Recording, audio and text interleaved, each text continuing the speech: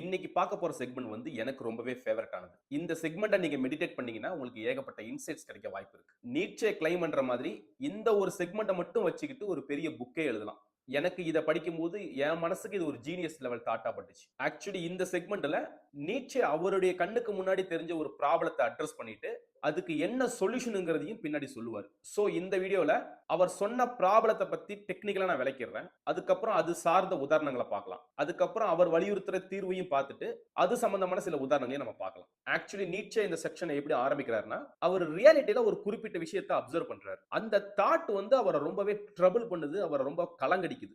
So அந்த ப்ராப்ளம்ங்கிறது நீட்சேவையே யோசிக்க வச்ச ஒரு ப்ராப்ளம். அது என்னன்னா, நம்மள சுத்தி ஒரு ரியாலிட்டி இருக்கு. அந்த ரியாலிட்டிக்குன்னு ஒரு கோர் நேச்சர் இருக்கு. ஆனா மனிதர்களாகிய நாம என்ன பண்றோம்னா, அந்த ரியாலிட்டியோட கோர் நேச்சருக்கு மேல நாம நம்முடைய டேக்க ஒட்டுறோம். அதாவது அந்த ரியாலிட்டிக்கு நம்ம ஒரு பேர் குடுக்குறோம், ஒரு ரெபுடேஷன் குடுக்குறோம், ஒரு வேல்யூ குடுக்குறோம். சோ நாம குடுக்குற இந்த எல்லா விஷயங்களுமே அந்த ரியாலிட்டி மேல நாம தூக்கி போற ஒரு டிரெஸ் மாதிரி.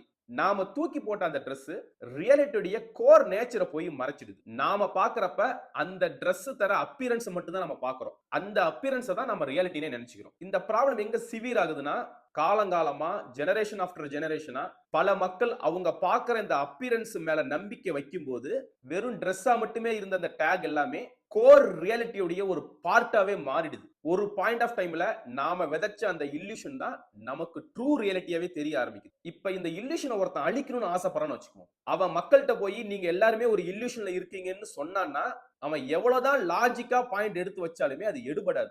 ஏன்னா அவன் நினைக்கிற மாதிரி அது வெறும் இல்லூஷன் மட்டும் கிடையாது. அது ரியாலிட்டியோட கோர் எசன்ஸாவே மாறி நிக்குன்னு ஒரு கிளைம் பண்றாரு. இப்ப இதுதான் அவருடைய மனச கலங்கடிச்ச ஒரு ப்ராப்ளம். இது கேட்கறதுக்கு கொஞ்சம் டெக்னிக்கலா இருந்திருக்கலாம். ஆனா இது சம்பந்தமா ஒரு உதாரணம் பார்க்கலாம். ஒரு உதாரணத்துக்கு ரூ. 500 நோட் எடுத்துக்கங்க. ஹார்ட் கோர் ரியாலிட்டில அது எப்படிதான் இருக்குதுன்னு கேட்டா அது வெறும் ஒரு பேப்பர். அதுக்குன்னு தனித்துவமான இன்ட்ரின்சிக் லெவல்ல எந்த ஒரு வேல்யூமே கிடையாது. ஆனா மனிதர்களாகிய நாம எல்லாருமே ஒண்ணு சேர்ந்து அது மேல ஒரு வேல்யூவ கொடுக்கிறோம். சோ 100 கோடி மக்களும் ஒண்ணா சேர்ந்து அது மேல ஒரு வேல்யூ வைக்கும்போது அங்க ஒரு பிலீஃப் சிஸ்டம் ஃபார்ம் ஆகுது. எல்லாருமே நம்புற ஒரே காரணத்தினால தான் நாமளுமே அந்த பணத்தை நம்புறோம். சோ இப்ப அந்த வெத்து பேப்பருக்கு ஒரு அடையாளம் கிடைச்சிருக்கு. அதுக்கு ரூ. 500 ஒரு வேல்யூ கிடைச்சிருக்கு. அத பார்க்கிற நம்முடைய பெர்செப்ஷன் மாறி இருக்கு. இப்ப அந்த நோட்டை நம்ம நம்புறதுனால அது நம்முடைய எமோஷனோட விளையாட ஆரம்பிக்குது. அந்த ரூ. 500 பேப்பர் மாதிரி நமக்கு ஏகப்பட்ட பேப்பர் கிடைச்சதுன்னா நம்முடைய சந்தோஷம் இன்க்ரீஸ் ஆகுது. நம்ம வீட்ல இருந்த 100 பேப்பர் காணாம போயிடுச்சுன்னா நமக்கு பயம் வருது. சிலர் அந்த பேப்பரை சேர்க்கறதுக்காகவே தங்களுடைய வாழ்க்கையை அர்ப்பணிச்சிருக்காங்க. அதுக்காக தான் உழைக்கிறாங்க. சிலர் ரத்தம் சிந்துறாங்க. சிலர் சாக கூட தயாரா இருக்காங்க. ஆனா கோர் ரியாலிட்டியை பொறுத்த வரைக்கும் அது வெறும் பேப்பர் தான். ஆனா மனிதர்களாகிய நம்மளை பொறுத்த வரைக்கும் அது வெறும் பேப்பர் கிடையாது. அதுக்கு ஒரு வேல்யூ இருக்கு. அந்த வேல்யூவை நாம தான் கொடுத்திருக்கோம். இப்ப திடீர்னு ஒருத்தன் துறவியா மாறிட்டு பணத்தெல்லாம் உதாசீனப்படுத்திட்டு நம்ம கிட்ட வந்து உங்க கையில இருக்கிறது வெறும் பேப்பர் தான். நீங்க பணம்னு நம்பிட்டு இருக்கிற விஷயம் ஒரு இல்லூஷன் தான். சோ அத வெறும் பேப்பரா மட்டும் பாருங்க.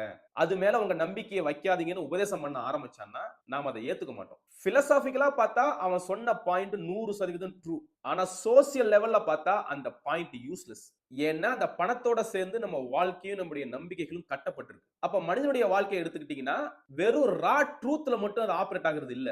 அதற்கு மாறா கலெக்டிவ் பிலீஃப்ல தான் நம்முடைய லைஃப் ஆபரேட் ஆயிட்டு இருக்கு. சோ இந்த பாயிண்ட மட்டும் வச்சுக்கிட்டு எது முக்கியம், சயின்ஸா இல்ல சோசியல் சயின்ஸா நீங்க ஒரு டிபேட்டே நடத்தலாம். சோ இந்த பணம்ங்கிற உதாரணம் ஒரு வேல்யூ சிஸ்டம் எப்படி ஆபரேட் ஆகுதுங்கிறதுக்காக நான் சொன்னேன். ஆனா இதை விட இன்னும் சீரியஸான உதாரணங்களை பார்க்கலாம். பூமியை பொறுத்த வரைக்கும் இயற்கையாகவே அதுல எந்த ஒரு பிரிவினைகளும் கிடையாது. உதாரணத்துக்கு அதுல லேண்ட்னு எடுத்துக்கிட்டா அதை பொறுத்த வரைக்கும் எல்லாமே லேண்ட் தான். ஆனா அந்த லேண்ட மனிதர்களாகிய நாம பிரிக்கிறோம். 7 கண்டங்களா பிரிச்சிருக்கோம்.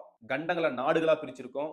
நாடுகளை ஸ்டேட்டா பிரிச்சிருக்கோம். ஸ்டேட்டை மாவட்டமா பிரிச்சிருக்கோம். மாவட்டத்தை வட்டம், தாலுகா, கிராமம்னு பிரிச்சிருக்கோம். சோ நாம போட்ட இந்த எல்லைகள் எல்லாமே ஒரு ஆர்பிட்ரரி தான். அது முழுக்க முழுக்க கற்பனையானது, ரியாலிட்டியில கிடையாது. அது ஒரு இல்லூஷன். ஆனா நீட்சே என்ன கிளைம் பண்றாருன்னா, நீங்க எப்ப ஒரு விஷயத்துக்கு ஒரு பெயரோ அல்லது ஒரு ரெபுடேஷனோ கொடுக்க ஆரம்பிச்சீங்களோ அந்த இடத்துல ஒரு வேல்யூ சிஸ்டம் உருவாக ஆரம்பிச்சிருது. உதாரணத்துக்கு நாம இந்தியா அப்படின்னு ஒரு பேரை கொடுக்கிறோம். தமிழ்நாடுன்னு ஒரு பேரை கொடுக்கிறோம். நாம பேரை கொடுத்த மாத்திரத்துல அந்த இடத்துல அது மேல நமக்கு ஒரு வேல்யூ கிரியேட் ஆகுது. தமிழ்நாடுன்னு சொன்ன உடனே அது சம்பந்தமான லெகசி நமக்கு ஞாபகத்துக்கு வருது. அது சார்ந்த வரலாறு ஞாபகத்துக்கு வருது. அதோட பின்னி பிணைஞ்ச கலாச்சாரம் ஞாபகத்துக்கு வருது. அப்ப அது கூட சேர்ந்து நமக்கு ஒரு பெருமித உணர்வும் வருது. ஆனா ரியாலிட்டியில இருக்கிற பூமியை பொறுத்த வரைக்கும் தமிழ்நாடுன்னு ஒரு பிரிவினை கிடையாது.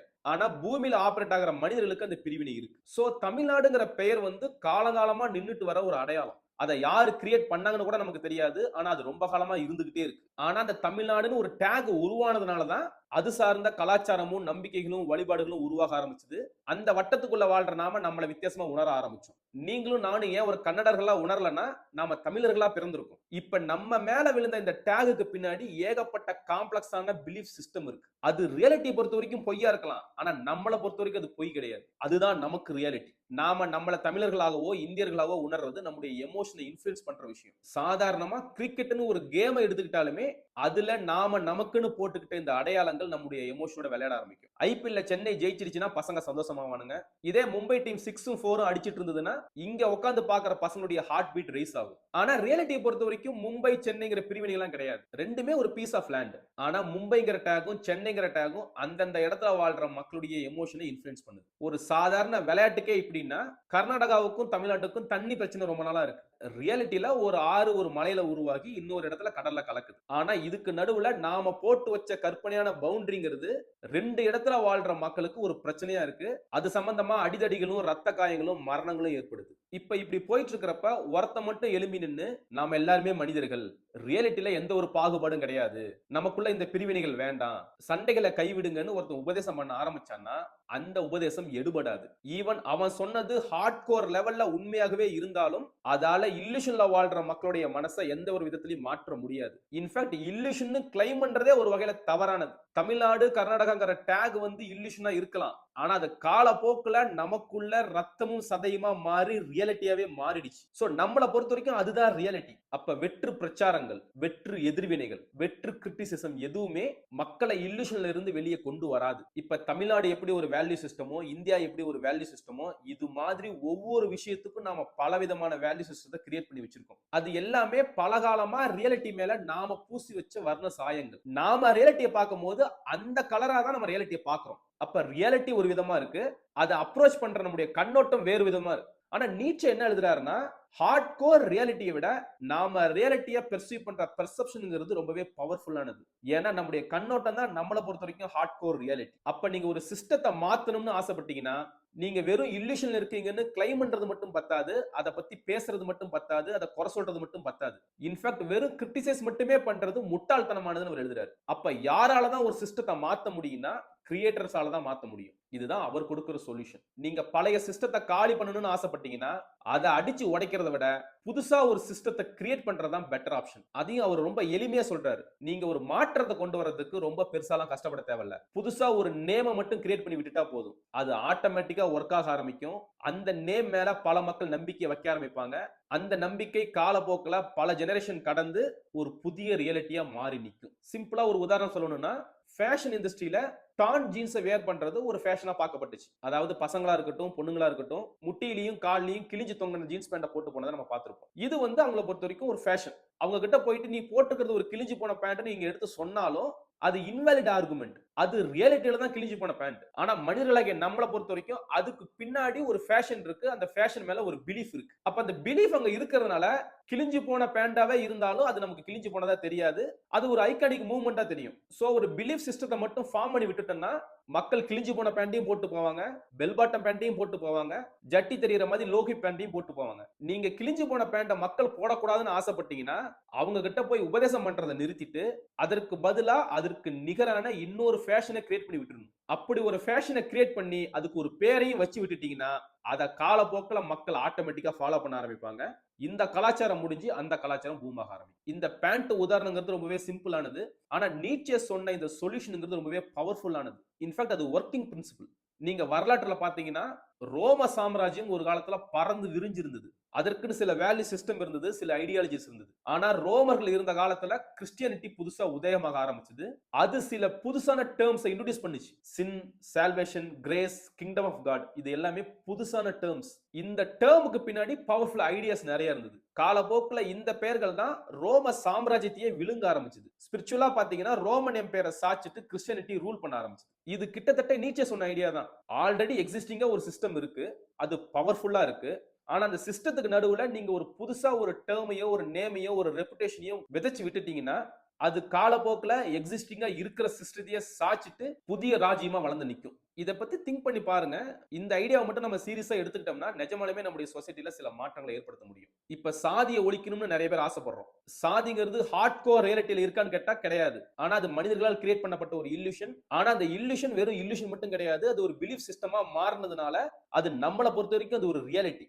சோ அந்த ரியாலிட்டியோட இணக்கமா பிணைக்கப்பட்ட மனிதர்கள்ட்ட போயிட்டு நீ சாதி பார்க்காதன்னு சொன்னீங்கன்னா அந்த பிரச்சாரம் எடுபடாது. பிரச்சாரம் பண்றவனுக்கு தான் விரக்தி மிஞ்சும். ஏன்னா சாதிங்கிற அந்த டேர்முக்கு அடியில பலவிதமான நம்பிக்கைகள் கொட்டி கிடக்குது. அப்ப நீட்சேவுடைய சஜஷன் என்னன்னா சாதிக்கு நிகரான வேற ஒரு டேர்மை நம்ம இன்ட்ரோடியூஸ் பண்ணி விடணும். அந்த டேர்முக்குள்ள சில வேல்யூஸ் நம்ம புகுத்தணும். அதுக்கு ஒரு ரெப்புடேஷன் நம்ம வர வைக்கணும். இதை நம்ம பண்ணிட்டா கிராஜுவலா பாசிட்டிவான growth நம்மளால பார்க்க முடியும். ஆனா அவர் சொல்ற சொல்யூஷன்ங்கிறது உடனடியா நடக்காது.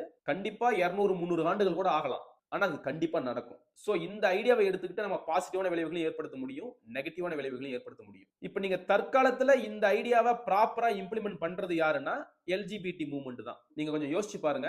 ட்ரெடிஷனலா ஆண் பெண்ணுன்னு இரு ஜெண்டர் தான் மனிதர்களுக்குள்ள இருந்தது. ஆணும் பெண்ணும் திருமணம் பண்றது மட்டும்தான் லீகலா பார்க்கப்பட்டது. இதற்கு அப்பாற்பட்டு இருந்த எந்த உறவுகளும் இல்லீகலா தான் இருந்தது, தண்டனைக்குரிய குற்றங்களா தான் இருந்தது. இப்ப இந்த சிஸ்டத்தை மாத்துறதுக்கு எல்ஜிபிடி மூவ்மெண்ட்ல இருக்கிறவங்க இவங்க கிட்ட வந்து பெருசா பேசிட்டு இருக்கல. அதுக்கு பதிலா அவங்க புதுசா டேர்ம்ஸ் கிரியேட் பண்ண ஆரம்பிச்சாங்க. ஃபர்ஸ்ட் ஆஃப் ஆல் எல்ஜிபிடிங்கிறதே ஒரு டேர்மா மாத்தினாங்க. அதை பிரபலமாக்குனாங்க. அது சம்பந்தமா பிரைடு மார்ச்னு ஒரு பிராக்டிஸை இம்ப்ளிமெண்ட் பண்ணாங்க. நல்லா கவனிக்கணும். பிரைடு மார்ச் பெருமை நடை அந்த வேர்டே பாருங்க ஒரு ரெப்புடேஷன் கொடுத்திருக்காங்க. டிரான்ஸ் பீப்புளுக்கு ஒருத்தன் எதிரா பேசுறானா அவன் மேல டிரான்ஸ்போபியான்னு ஒரு அடையாளத்தை ஒட்டுறாங்க. சோ டிரான்ஸ்போபியாங்கிறது ஒரு புது டேர்ம். சோ ரீசெண்டா ஒரு 50 60 ஆண்டுகளுக்குள்ள இது மாதிரி ஏகப்பட்ட புதுசான டேர்ம் நீங்க கேள்விப்பட்டிருப்பீங்க. இப்ப இந்த பெயர்கள் இருக்க இருக்க இருக்க இது சம்பந்தமான டாக் ஓடிக்கிட்டே இருக்கும். அது சம்பந்தமான நம்பிக்கைகள் கொஞ்சம் கொஞ்சமா ஃபார்ம் ஆகும்.